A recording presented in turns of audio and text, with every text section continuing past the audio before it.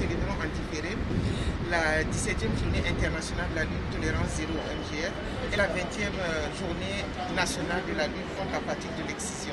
Donc nous l'avons fait en différé parce que vu le contexte et tout. Donc il était bon que aujourd'hui nous saluions d'abord le travail fait.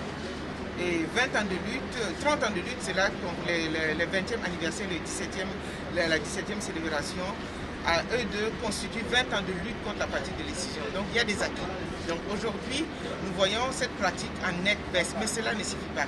Même si c'est une seule femme au Burkina Faso qui reste excisée, nous devons nous battre pour cette femme-là.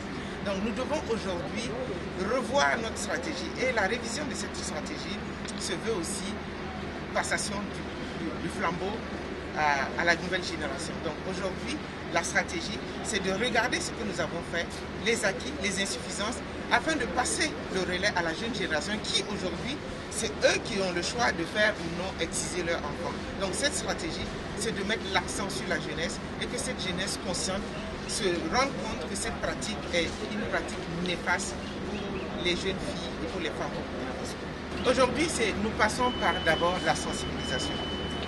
Nous avons des lois, les lois répressives qui ont été aujourd'hui un peu plus alourdies à l'occasion de la révision du code pénal.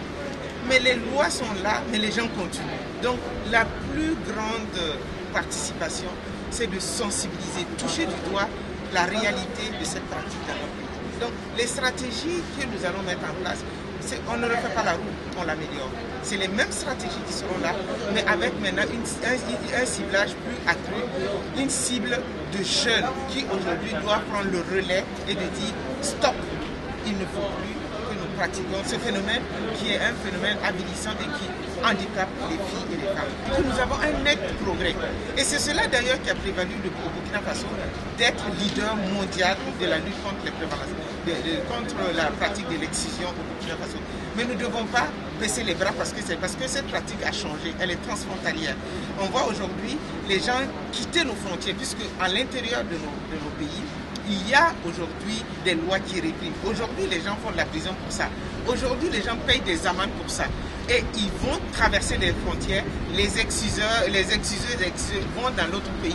Et nous-mêmes, les parents traversent ces frontières pour aller au-delà. Donc, non seulement nous devons avoir une sensibilisation commune interne, mais il y a une sensibilisation sous-régionale et internationale pour que les gens ne quittent pas aujourd'hui notre pays pour le faire ailleurs et revenir. Et il y a le rabattement aussi de l'âge des enfants. Parce qu'aujourd'hui, c'est que les gens disent, quand les femmes sont plus grandes, elles savent décider pour elles, elles ne le font pas. Donc, nous avons des gens qui excisent des bébés. Et mieux encore, les gens disent, parce que nous avons un taux élevé de la mortalité, nous allons passer maintenant à une excision thérapeutique. Ça veut dire ne faire pas de médecin pour éviter que la personne ne meure par suite d'excision. Tout cela sont des stratégies, parce que vous voyez que les gens, il y a la maturité de ceux qui sont pour. Donc, ils donnent un encadrement pour ne pas voir ce côté vie de la personne.